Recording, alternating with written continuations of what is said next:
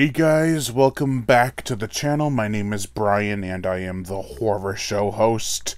And today on another episode of the 80s Escape, I'll be taking a look at a film from 1981. Last time on the 80s Escape, I had a review for Maniac, which was unscripted and turned out pretty well, I thought. So from now on, the 80s Escape will be an unscripted review series. So what's the film we're looking at today? An American Werewolf in London. Now, An American Werewolf in London is about two Americans walking along the countryside. And, well, they're attacked by a werewolf. Fate let one live. And now he is cursed, forever changing into a werewolf. Can his friend from beyond the grave scare him enough to kill himself, or will he kill people in London? So this is an excellent little film. Actually, it's quite the big film. It was made in 1981 with a budget of around $10 million, and John Landis directed it. And he had a pretty steady track record of entertaining films beforehand, such as Schlock, Animal House, and The Blues Brothers. And so this was his breakaway kind of film. It's a horror comedy. And, well, 1981 audiences were not really keen on that kind of genre combination. Basically, they didn't get it. The deadpan humor was just too much. This is a very dark movie. Not in the sense of lighting, but in the sense of tone. Sure, it's got light-hearted humor, but it's still very sinister underneath the surface. The opening scene on the moors is terrifying to me. David and Jack are walking along the moors when all of a sudden they hear a growl. And, well, it's very tense. And then the werewolf just pops up out of nowhere and kills Jack.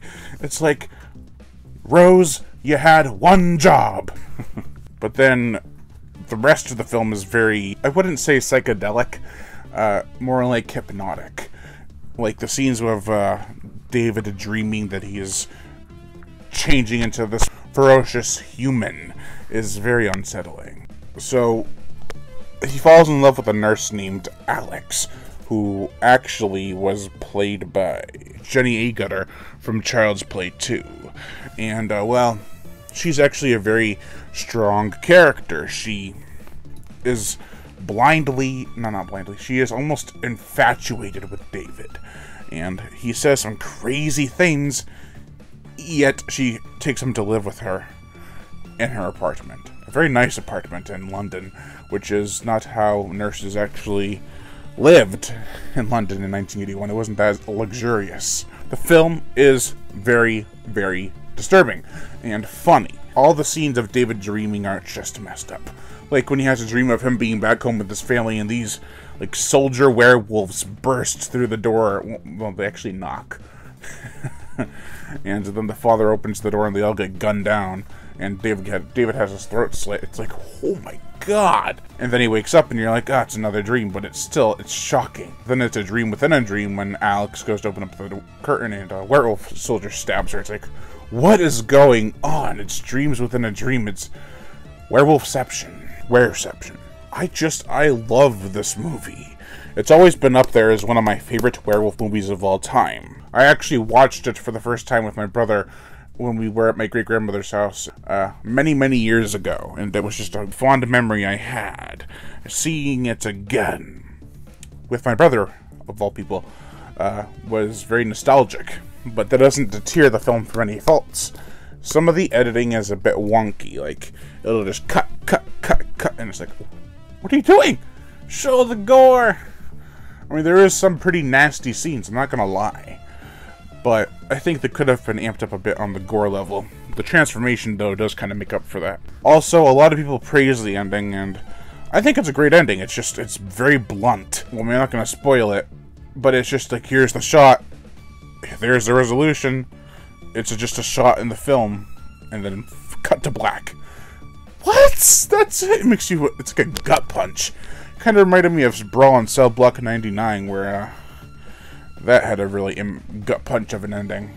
So, the ending is a very big gut punch, and you feel terrible at the end. You're like, oh, why? But as I said, the cast does a great job. The humor is spot on.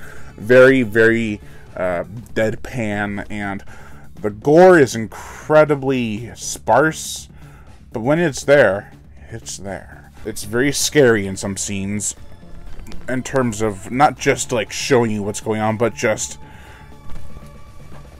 suspense. I loved the effects. Regardless of there not being too much gore, the effects definitely have their own place in cinema history. Hell, Rick Baker won an award. It was actually the first time an effects artist won an award for a movie.